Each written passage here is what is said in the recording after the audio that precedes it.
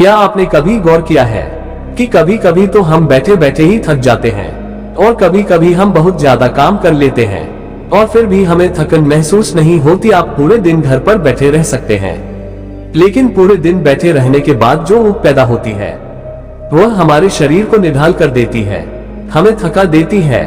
लेकिन वहीं हम कोई खेल खेलते हैं तो हम उसमें खूब भाग दौड़ करते हैं, खूब शरीर को थकाने की कोशिश करते हैं, मन का मंत्र। लेकिन खेलने के बाद एक चुस्ती महसूस होती है, जैसे शरीर का रोम रोम खिल उठा हो। अगर आप देखें तो यह बात अपने आप में एक विरोधाभास है, क्योंकि प्राकृतिक रूप से होना तो यह चाहिए कि जब आदमी खेलता है मन का मंत्र, सकारात्मक सोच का महत्व, तो उसका शरीर थकता है। इसीलिए खेलने के बाद उसे थकावट महसूस होनी चाहिए। और जब आदमी खाली बैठता है मन का मंत्र, वह अपने शरीर को थका ही नहीं रहा, वह तो आराम कर रहा है। फिर उसे थकावट क्यों महसूस होती है? सकारात्मक सोच का महत्व खाली बैठने में। अगर आप इसका जवाब जानना चाहते हैं तो इसका जवाब है हमारे मन की ऊब। जहां तक शरीर की बात है, शरीर को थकने से मन नहीं थकता, और अगर आपका मन थक जाता है तो आपका शरीर साथ नहीं देता। ऐसा ही होता है खाली बैठने में, और मन की इस ऊब को हम तनाव कहते हैं। आज की जो कहानी मैं आपको सुनाने वाला हूं उसमें आपको तनाव के बारे में सारी जानकारी मिल जाएगी, और अगर आप तनाव को समझ लेते हैं तो आपके जीवन से दुखों का मिटना निश्चित है, क्योंकि दुख तनाव के कारण ही पैदा होता है। तो चलिए इस कहानी से हम तनाव को समझते हैं। इससे पहले कि आप इस कहानी में खो जाए, प्लीज वीडियो को लाइक और चैनल को सब्सक्राइब करके बेल आइकन की घंटी दबाकर ऑल को जरूर सेलेक्ट कर ले। दोस्तों, यह आपसे रिक्वेस्ट है। मन का मंत्र कैसे काम करता है? और नहीं, चलिए कहानी शुरू करते हैं। ये उस समय की बात है जब गौतम बुद्ध एक गांव में अपना समय व्यतीत कर रहे थे। उस समय तक बुद्ध की चर्चाएं दूर दूर तक फैल चुकी थी। काफी दूर दूर से लोग अपनी चिंता और दुखों के बारे में गौतम बुद्ध के पास समाधान खोजने के लिए आते थे। मन का मंत्र। ऐसे ही एक दिन जब गौतम बुद्ध आश्रम में अपने शिष्यों को उपदेश दे रहे थे तो एक अधेड़ उम्र का आदमी अपने 22-13 साल के लड़के को साथ लेकर गौतम बुद्ध की तरफ चला आ रहा था। गौतम बुद्ध ने एक नजर उस पर डाली और उपदेश में बैठने के लिए कहा। जब उपदेश खत्म हुआ तो गौतम बुद्ध ने उस आदमी को अपने पास बुलाया और अपने पास बैठने का इशारा किया। जंगल में हरियाली छाई हुई थी और बहुत ही सुहाना मौसम था। जंगल में तरह तरह के पक्षियों की आवाज वहां पर गूंज रही थी। इसके बाद गौतम बुद्ध ने उस आदमी से आने का कारण पूछा। इस पर वह आदमी कहता है कि हे तथागत, मैं 2 दिन की यात्रा करके अपने बेटे को आपसे मिलवाने लाया हूँ। यह मेरा इकलौता पुत्र है। यह हमेशा थका थका रहता है, ऐसा लगता है कि इसके शरीर में कोई जान ही नहीं है। अगर हम इससे कुछ कहते हैं तो यह छोटी छोटी बातों पर गुस्सा करता है, और इसकी देखने की क्षमता भी उम्र से पहले ही कमजोर हो गई है और इसके बाल भी पकने लगे हैं। मुझे तो कुछ समझ नहीं आता कि यह सब क्या हो रहा है। भला इतनी कम उम्र में इतनी ज्यादा उम्र का लगता है। हे बुद्ध, मैं अपने बेटे को लेकर बहुत चिंतित हूँ। जब मैं अपने बेटे को डॉक्टर के पास लेकर गया तो उन्होंने कुछ औषधियाँ देकर कहा कि अपने बेटे को तनाव कम लेने दिया करो, वह अपने दिमाग में बहुत तनाव लेता है और इसी वजह से उसकी ऐसी हालत हो रखी है।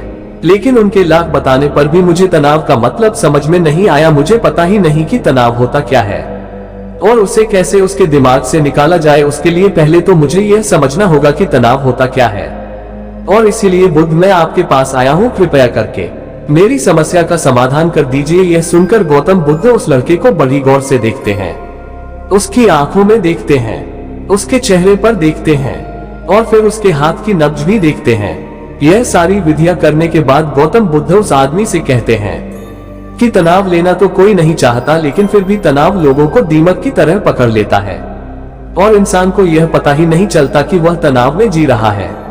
लेकिन अगर वही इंसान तनाव को समझ लेता है, तनाव के बारे में कोई ऐसा पैमाना बना लेता है कि उसे पता चल सके कि वह कितना तनाव में है, तो वह समस्या का समाधान भी खोज सकता है। मुख्य रूप से तनाव के 8 कारण होते हैं। इसके बाद गौतम बुद्ध कहते हैं कि सबसे पहले तो हमें समझना यह होगा कि तनाव होता क्या है। जब कोई इंसान कोई काम कर रहा होता है और उसका मन कहीं दूर भटक रहा होता है, काल्पनिक में होता है, तो उससे शरीर और मन के बीच में दूरी पैदा हो जाती है। मन का मंत्र। और जितनी दूरी शरीर और मन के बीच में होगी, हम उतने ही निद्रा की अवस्था में होंगे, और इसी दूरी को, इसी खिंचाव को तनाव कहा जाता है।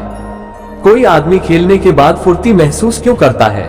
हालांकि उसने अपने शरीर को थका है, लेकिन समझने की बात तो यह होती है कि खेलते वक्त मन और शरीर पूरा उस खेल पर केंद्रित होता है, जिससे शरीर और मन में दूरी पैदा नहीं होती और इसीलिए कोई तनाव पैदा नहीं होता। मन का मंत्र, मानसिक शक्ति का महत्व। मन का मंत्र बल्कि हमारा तनाव दूर हो जाता है, और वही जब हम कोई बेमन का काम करते हैं, मन का मंत्र जिसमें हमारा मन लगता ही नहीं तो हम शारीरिक रूप से वह काम तो करते हैं, लेकिन हमारा मन कहीं दूर काल्पनिक में भटक रहा होता है। इससे शरीर और मन में एक दूरी पैदा हो गई और तनाव ने जन्म ले लिया। इसीलिए इंसान को एक बार में एक ही काम करने चाहिए और इस पर अपना तन और मन केंद्रित रखना चाहिए, जिससे आपके भीतर कोई तनाव पैदा ही ना हो। तनाव के कुछ मुख्य कारण भी होते हैं। इसके बाद गौतम बुद्ध कहते हैं कि अगर हम इन कारणों को जान लेते हैं तो हमारे अंदर तनाव कभी भी पैदा नहीं होगा। मुख्य रूप से जो कारण है उसमें सबसे पहला कारण होता है मन का मंत्र, महत्वाकांक्षा। महत्वाकांक्षा होना अच्छी बात है, लेकिन कभी आपने गौर किया है कि इंसान के लक्ष्य कभी पूरे नहीं होते, क्योंकि इंसान का कभी कोई एक लक्ष्य होता ही नहीं है। जब इंसान एक लक्ष्य को प्राप्त कर लेता है तो दूसरा लक्ष्य स्थापित हो जाता है, और इसी तरह वह अपने लक्ष्य को पाने के लिए गोल गोल घूमता रहता है। इसलिए जो इंसान ज्यादा महत्वाकांक्षा होता है, जिसे बड़े बड़े लक्ष्य प्राप्त करने होते हैं, वह वर्तमान में कभी नहीं जी पाते। उसका मन हमेशा भविष्य की योजनाएं बनाता रहता है, और बस उसका शरीर वर्तमान में होगा, उसका मन भविष्य में होगा, और इन दोनों की दूरी की वजह से उस आदमी में तनाव पैदा हो जाएगा। इस पर वो आदमी कहता है कि हे बुद्ध, तो क्या आदमी को अपना लक्ष्य नहीं बनाना चाहिए, क्योंकि लक्ष्य बनाना भी तो एक महत्वाकांक्षा होती है। इस पर गौतम बुद्ध कहते हैं कि जीवन में कोई लक्ष्य बनाना गलत बात नहीं है, समस्या पैदा तब होती है। मन का मंत्र, नियमित ध्यान और आध्यात्मिकता। जब हम सारा ध्यान उस लक्ष्य पर ही लगा देते हैं, आदमी को वर्तमान में जीना आना चाहिए। आप लक्ष्य बनाए, उनके प्रति निरंतर मेहनत भी करें, लेकिन इसके साथ साथ आपके दिमाग में यह ख्याल भी होना चाहिए कि आप अभी वर्तमान में जी रहे हैं। इसके बाद गौतम बुद्ध ने तनाव का दूसरा कारण बताया, वो है जलन। गौतम बुद्ध ने बताया कि जब आदमी किसी की तरक्की या किसी से जलने लगता है तो भी उसका मन सड़ने लगता है। जलन अंदरूनी घाव देता है। अंदरूनी घाव का मतलब है मन का घाव। शरीर का घाव तो भर भी जाता है, लेकिन मन का घाव कभी नहीं भरता। इसलिए इंसान को दूसरे की तरक्की से कभी जलना नहीं चाहिए। तनाव का तीसरा कारण होता है किसी दूसरे से अपेक्षा। गौतम बुद्ध ने बताया कि एक बाप होने के नाते वह अपने बेटे से बहुत सारी अपेक्षाएं रखता है कि मेरा बेटा एक कामयाब इंसान बने, वह जिस तरह मैं चाहता हूँ उसी तरह का जीवन जिए। और जब आदमी किसी से अपेक्षा करने लगता है तो कहीं ना कहीं वह अनजाने में खुद के लिए तनाव पैदा कर रहा होता है। मन का मंत्र, आत्मसमर्पण।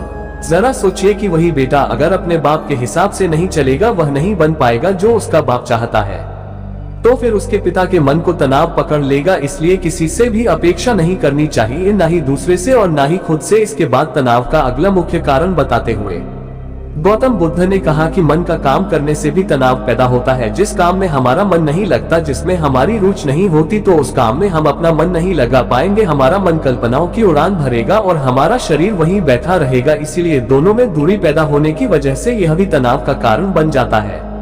इसीलिए आदमी को सिर्फ रुचि के हिसाब से ही काम करने चाहिए। इसके बाद गौतम ने कहा कि शारीरिक दुख भी तनाव का कारण होता है। जब आदमी को कोई शारीरिक कष्ट होता है तो आदमी का मन इस बीमारी के बारे में सोचता रहता है, जिससे उसके मन में दुख के विचार बनते हैं और वहीं पर तनाव पैदा हो जाता है। यह सुनकर उस आदमी ने कहा कि हे बुद्ध, शारीरिक दुख तो किसी को भी आ सकता है, तो क्या वह आदमी हमेशा तनाव में ही जिएगा? इसका जवाब देते हुए गौतम बुद्ध कहते हैं कि यह बात ख्याल करने की होती है कि हमारा जीवन दुखों का आगार है। जैसे जैसे हमारी उम्र बढ़ती है वैसे वैसे बीमारियां आती हैं, दुख आते हैं और एक दिन मौत भी आ जाती है। तो बीमारियां जीवन का अभिन्न हिस्सा है। किसी को वह समय से पहले आती है तो किसी को बाद में आती है। और जब इंसान का मन इसके बारे में समझने लगेगा तो अपनी बीमारी के बारे में सोचकर ज्यादा तनाव नहीं लेगा, क्योंकि वह जीवन का एक अभिन्न हिस्सा है।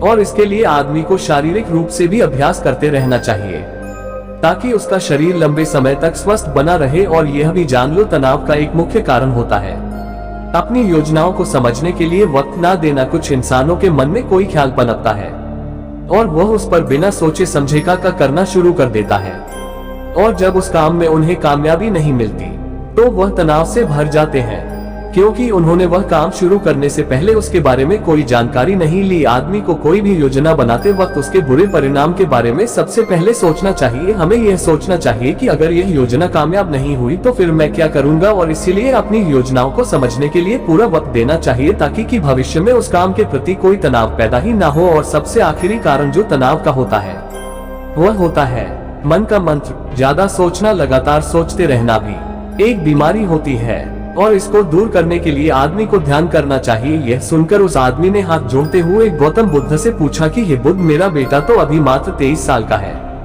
और उसमें इतनी समझ भी नहीं है कि वह इतनी सारी बातों का एक साथ अनुसार कर सके। कृपया करके तनाव मुक्त करने का कोई आसान सा मंत्र बता दे जिससे मेरा बेटा उस मंत्र का अनुसार भी कर सके और तनाव मुक्त भी रह सके। यह सुनने के बाद गौतम बुद्ध ने कुछ सोचते हुए जवाब दिया कि इसके लिए एक छोटी सी विधि है। अगर तुम इतनी बातों का पालन पूर्ण नहीं कर सकते तो तुम एक बार में एक काम करने पर ही मन लगाओ।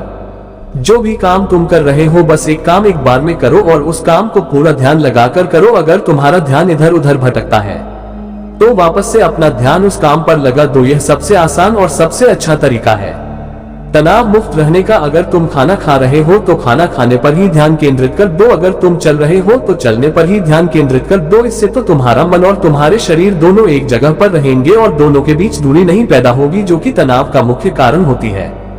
दोस्तों, आज की युवा पीढ़ी एक बार में दो दो तीन तीन काम एक साथ करती है। जैसे कि कोई आदमी खाना खाते वक्त टेलीविजन भी देखता रहता है, फोन पर बात भी करता रहता है और फिर बाद में कहता है कि मैं तनाव में जी रहा हूं। जब तीन तीन काम एक साथ करेगा आदमी तो तनाव पैदा होना तो लाजमी है, क्योंकि मन तो पूरा ध्यान लगाकर एक बार में एक ही काम कर सकता है। पूरी तरीके से ध्यान दो चीज पर कभी नहीं लगा सकता। इसलिए जहां तक संभव हो सके कोशिश कीजिए कि आप अपना ध्यान एक ही काम पर लगाएं। तो दोस्तों, कैसी लगी ये आपको कहानी कमेंट करके जरूर बताएं।